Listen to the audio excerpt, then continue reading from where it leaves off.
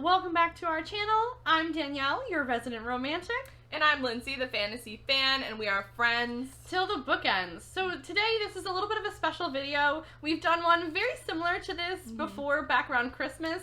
Basically, we are doing a blind date with a book. So Lindsay told me a couple of parameters of what she wants in a book, and I gave her a couple of parameters of what I want in a book. I had a little bit of a leg up in the competition, if you want to call it a competition, because she has a very thorough Goodreads. I do. And I don't. I'm trying, I really am. So I'm like really hoping she hasn't read this book. Right. This is a lot more torturous for Lindsay than I guess it is for me. But I did use that resource to my advantage this time. Last time I did not, but I still rocked it. So we're just going to start with reviewing the kind of things that we wanted the other one to find. And then we'll open it up and do some first impressions. So, who wants to start? I can go first for what I asked for. Yes. So I am, like I said, I'm primarily a fantasy reader, but I've recently been in a reading slump, unfortunately. And so, to get me out of my reading slump, I asked Danielle to find me a zesty, fun, adult romance book. Which is, hello, Which is her specialty. Right, this is my aisle in, like, the grocery store. Yeah. That's it. You came to the right place. I was hoping that just kind of like a fun, exciting book that's shorter, but, you know, draws you in with the romance and the plot and really just keeps you engaged would do me some good. Right. So that's what I asked for. So, what? This is what Lindsay gets. She's, of course, going to open it. Yes. But just some, like, highlight words before you open it. There is hockey involved. It is steamy. Okay. Fun and flirty. And hate to love. Oh, I love a hate to love. Here's the thing. I have not read this book that you're about to open. Okay. But I picked it because it is a book I would read. And I do read zesty romances. So, we're going to hope that it goes well. Also, both of our wrapping papers are... Well, mine is princess themed, but it's like Princess Christmas where they have like presents and stuff. And obviously this is... Very winter-esque. Because who owns wrapping paper not for Christmas? Right. Like, it's a birthday present, you stick it in a bag. Right. So. Or, I mean, even birthday presents I break out the Christmas wrapping paper for. Ooh. Well, there's a very sexy man on the cover, so I'm immediately intrigued. Wait, somebody just talked about this that I watched. No way. Yes. Oh, wait. And I think they liked it. Okay, so I got this because there is a booktuber who I watch. I think it's called Steph Reads or Steph... I know. I'll get it right, and I'm going to pop it up right here real quick, because I can't get it exactly. But she had talked about this author, and this author writes a lot of, like, books that are in series. Yeah. So it, like, takes a different guy each time. Okay. And I looked at the different books in the series, and I was torn between a couple of which to get you, but they all seem, like, really intriguing. He's very piercing eyes. I'm interested. Yes. I'll read you the back. Wait, what is it called? Oh, it's called Shameless King by Maya Hughes. So, a deliciously steamy enemies with benefits romance. Declan McAvoy, voted biggest flirt, highest goal scorer, and kings of Rittenhouse prep history. Is this set in Philadelphia? I don't think so. There's hockey in more than one place. I know, but it says Rittenhouse, which is like Rittenhouse Square. We're from around Philly, that's why. Everyone's impressed except one person. After a blowout in high school, McKenna Halstead and I were happy to never have to cross paths again, except life has a way of knocking you straight in the teeth with a puck when you least expect it. She hasn't just returned to my life, she crashed into it like a wrecking ball, Miley, into my college kingdom, into my class, and smack dab in the seat next to mine, my new lab partner to be exact. This sounds really good. Thank you! For years we hated each other. I may be king on the ice, but she's the ice queen. She has no problem calling me out, doesn't back down, and her piercing blue eyes have me picturing more than just my arms wrapped around her. Now we're stuck with each other, and there's no getting around the fact that we have to work together. My hockey career hangs in the balance. Problem? Oh yeah. I can't deny it. I want her. More than ever, I thought I could want a woman. I've got one semester, only 4 months to convince her everything she thought about me was wrong. This is so interesting. This is from the male's perspective. I think so. I think... Really interesting. Okay, so I told her that I was so intrigued by this author and her books that I was so close to, like, cracking. It's both POVs. Yes. Oh, good. I was going to say, I was so close to cracking and just reading this for her, because I was like, this sounds so good. So I am still going to read it, but I am getting it for free on Kindle through my Amazon Prime. There you so go. I will be reading it. I am Very curious to see what you think. Because I like hockey, and right. I'm a huge hockey That's fan. what really pulled me in, honestly. Like, I was like, sold. Hockey. You Hate got to it. love. I love the girl who, like, stands up to the boy, you know what I mean? Calls him out on his stuff. Awesome. I also, this is an adult romance, even though they're in college. It does get very steamy, is what the reviews said. Ooh, okay. I did look at reviews, too. very So, excited. what is your overall, I mean, you just said it, I'm but what's really- your overall impression? Danielle's like, tell me more. Flatter me more. I'm impressed. I'm very excited. This cracks me up that I just heard somebody talk about this, and I've never heard anybody talk about it, and then it shows up in my life. So, is that fate? That's oddly coincidental, because the last time I got you a book, it had happened to be on your TBR. Yeah. Which unbeknownst to me. Yes. So, I'm really excited to read this. It excited sounds for you. delicious. It does. And it sounds like something that I'm going to sit down and, like, not want to stop reading. That's what I'm hoping Which is what I happens. want. I'm hoping this is going to be another bingeable JLA or Presley Cole kind of vibe. book. Definitely. So, I'm very excited from the fingers crossed get-go. it goes well. All right, Danielle. Give I us what you asked for. Yes. So ironically, we did kind of switch roles with this. Not on purpose, but it just happened that way. I am usually the resident romantic, but I loved reading Warcross recently in that duology, in that sci-fi field, and I loved reading the trilogy Caraval in that fantasy world. And it's been so long since I've got sucked into such a great, like, fantastical world like that. So I told Lindsay I want another book that is somewhere along those lines. Fantasy and sci-fi, but also draws you in without being too overcomplicated. I didn't ask for much. You know? Just like the perfect series, that's all. That's it. Yes. So I ended up picking a book that I have read a long, long time ago. And I really liked, but I never continued on in the series. But this author is really highly rated on Goodreads, and she writes, like, fantasy with some romance involved. But I wouldn't say that the romance is, like, the first and foremost, but it's there. And I remember reading this and really liking it and surprised that I didn't hear more people, like, chat about it. And she's, like I said, she's really highly rated. And I never see her books in stores. So, yeah, I don't think this is one you would have read. But goddamn, we're gonna see. Now this may bode well, because the last book she got me was, I think it was called Frostblood was the first one, right? Yeah, I think so. Frostblood by Ellie Blake, and that was one that she had read before, and it turned out really well. So, I am nervous. Poison Study by Maria V. Snyder. This is one of those rare books that will keep readers dreaming long after they've read it. Ooh. So you haven't read it? No, I have not read it. Okay. I have not read it. Okay. First glance, I know you shouldn't, but I do judge a book by its cover. I probably would not have picked it up because of the cover. Yeah. It's not anything special. Right. It doesn't stand out to me. But let's go jump onto the back. Choose a quick death or slow poison. About to be executed for murder, Yelena, Yelena, I think. Yelena is offered. I'm sorry, that just sounds like you're walking on a street and you're like, Yelena! Yelena! Hello! You can just pretend her name is Elena if it bothers you. Sorry, I just had to comment on it. Okay. Yelena is offered an extraordinary reprieve. She'll eat the best meals, have rooms in the palace, and risk assassination by anyone trying to kill the commander of Ixia? Okay. Sounds right. And so Yelena chooses to become a food taster, but the chief of security, leaving nothing to chance, deliberately feeds her butterfly's dust, and only by appearing for her daily antidote will she delay an agonizing death from the poison. Interesting. As Yelena tries to escape her new dilemma, disasters keep mounting. Rebels plot to seize Ixia, and Yelena develops magical powers she can't control.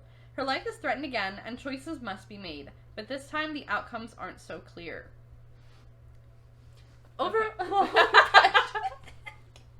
Or you don't sound enthused. But hold up.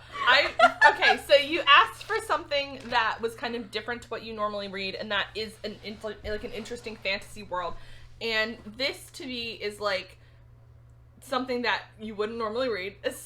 True. And this whole like fantasy, I'm gonna be the taste tester to the leader kind of thing. And there is a romance. It doesn't even mention it on the back, but I promise there is a romance. And I just remember reading it and really liking it. So I hope you do too. I think the issue, okay, so overall the synopsis is fine. I think it is intriguing, the taste tester aspect, and the fact that she has to come back for a daily antidote every single day. I think the problem is that the synopsis doesn't really pull me in. Mm-hmm. So I may fully enjoy this book, I just don't think the back cover was probably written well enough to drag me in. Or the front cover, apparently. Just get me like one of those like brown paper back brown paper bag on it. No, but honestly, like I'm more intrigued to read it based off of what you say than based off the back. So yeah. I think the synopsis should have been written better. I am overall kind of looking forward to it. Kind of.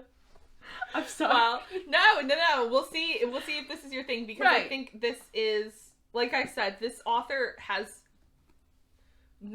gotten a lot of like really good ratings on Goodreads. Like all of her books have above a 4, and people really like them when they read them, but it feels as if the marketing team let her down for this book, because the cover's not exciting and the back of the book doesn't like Danielle said, it doesn't necessarily draw you in unless you're into like poisons. But I think if I remember correctly, when I was reading it, it really, like, the actual content of the book was very good. Okay. So.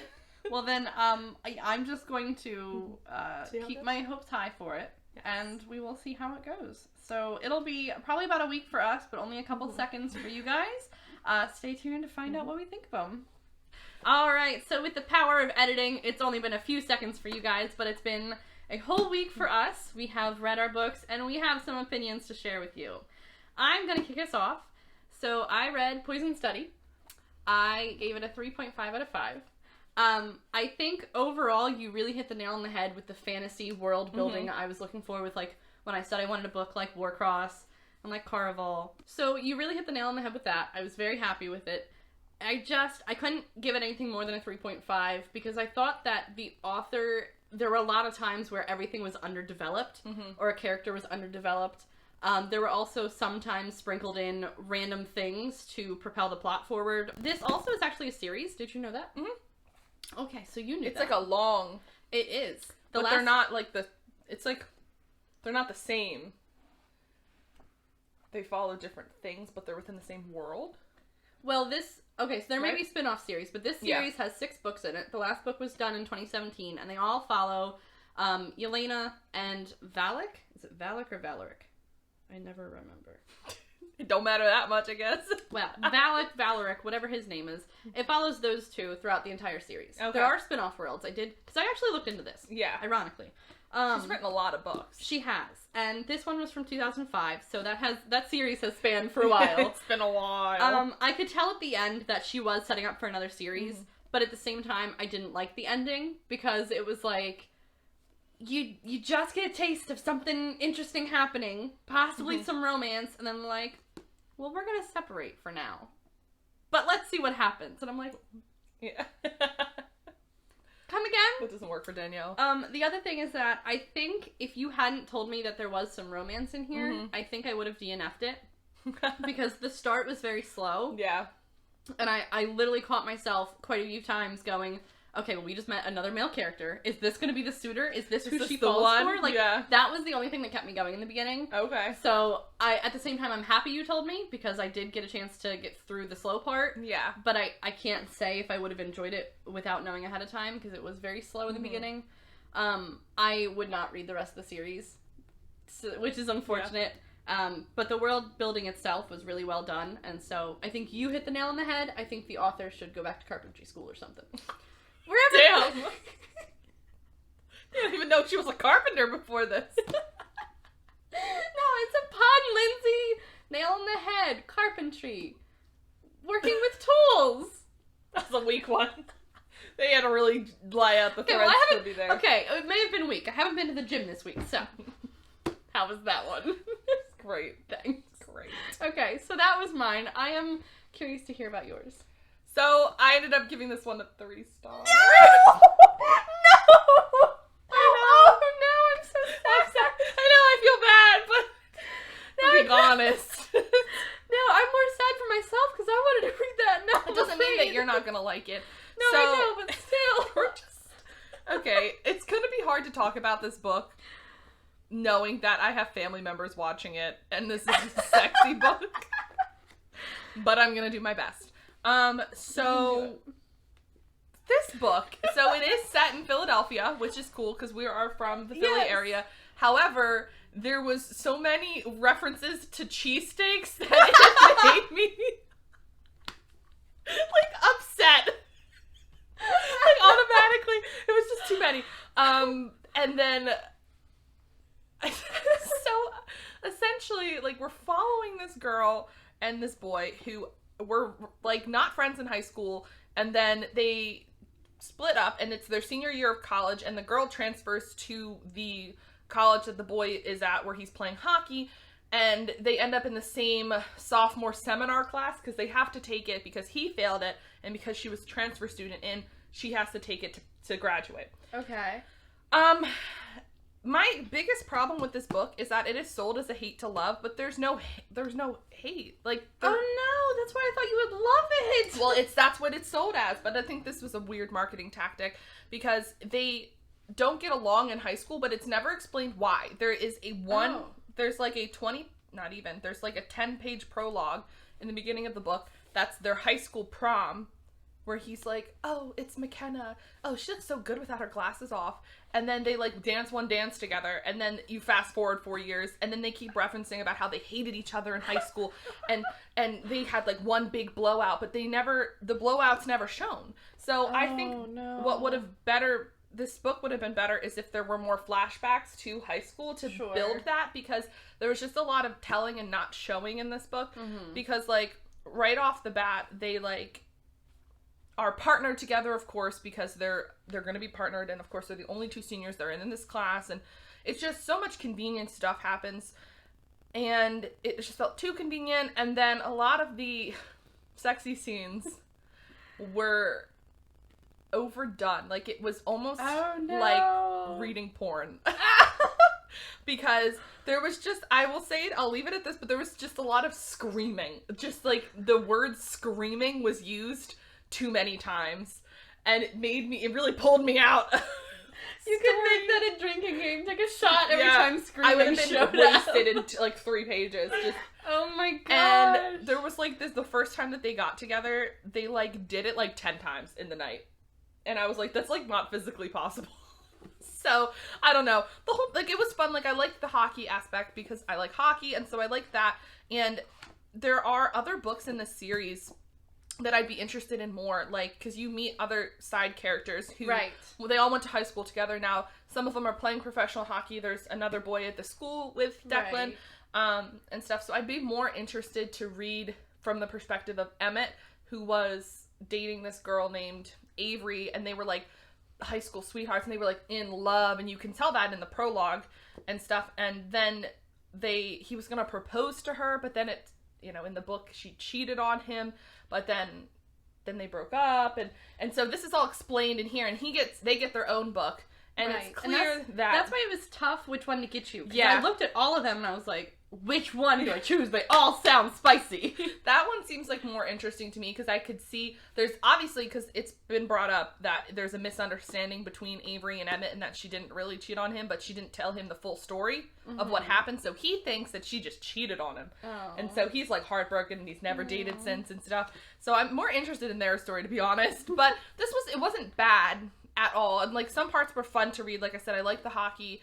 Oh, the other thing that really bugged me is that Declan's dad, who isn't, like, they call him the sperm donor because he just, like, essentially, like, knocked his mom up and left. Right, yeah. But his dad was a famous hockey player, and his dad just, like, comes to his games to, like, be mean to him.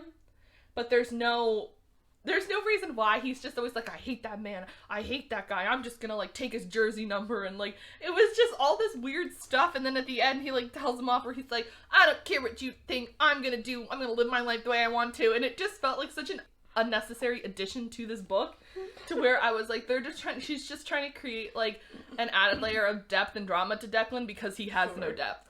Oh. So it wasn't bad. The man on the cover is very attractive. It just wasn't necessarily, I mean, it was a quick read. I read it in like a day, which is what I wanted. Right. I needed something to kind of rip me out of the slump that I was in. And I read a whole bunch of books this week after this one, so I think it did what it was supposed to do. It just wasn't a favorite. which is fine. So maybe we're bad at this blind date book stuff. No, because I did really great the first time. No.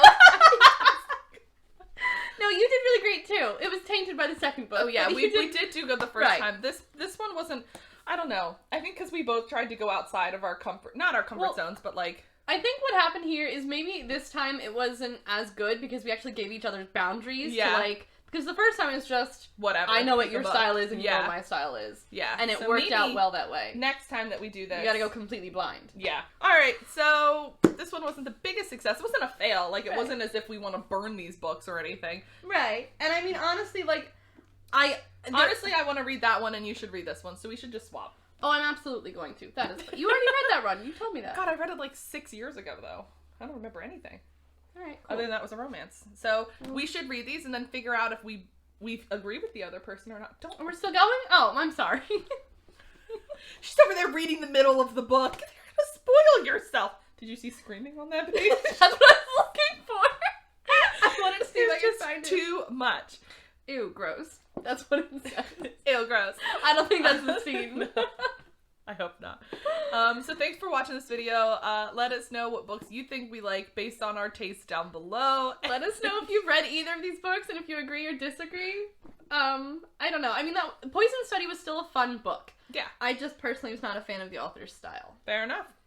All right. So. Well, we will catch you in our next video then. Bye. Bye.